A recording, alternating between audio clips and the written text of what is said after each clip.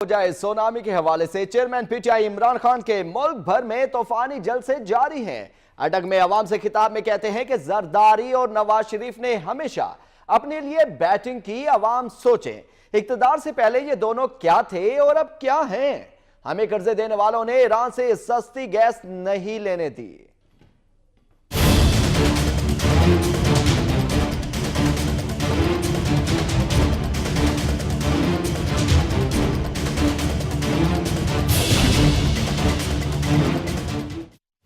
अटक में जलसे से खिताब करते हुए इमरान खान ने कहा कि सियासत में लोग या तो पैसा बनाने आते हैं या आवाम की खिदमत करने। जिन्होंने इंसानियत के लिए काम किया उनके मिजारों पर आज भी रश है।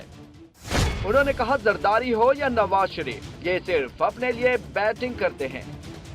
नवाज शरीफ और जरदारी को देखें कि इक्तदार से पहले क्या थे। आज उनके पास पैसा कहां से आया। उनके पास मौजूद पैसा अवाम का है। 2008 में अवाम 1000 रुपए में बहुत कुछ खरीद सकते थे। जरदारी और नवाज शरीफ के इक्तदार के बाद अवाम की कुव्वत खरीद खत्म हो गई। इमरान खान ने कहा कि ईरान ने गैस पाइपलाइन बनाई, अगर हम ले लेते तो कतर से ली जाने वाली LNG से सस्ती पड़ती। हमें कर्जे देने वालों ने ईरान से गैस नहीं लेने दी। कप्तान ने कहा कि नवाज शरीफ कहते हैं करप्शन रोकेंगे तो तरक्की रुक जाएगी। ख्वाजा आसिफ ने कौमी असम्बली में कहा, मियां साहब लोग पनामा को भूल जाएंगे। एहसन इकबाल ने कहा कि हर मुल्क में करप्शन होती है।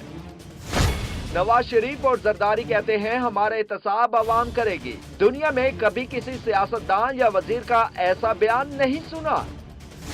हर मुल्क में जज एहतसाब करते हैं और अवाम वोट डालते हैं।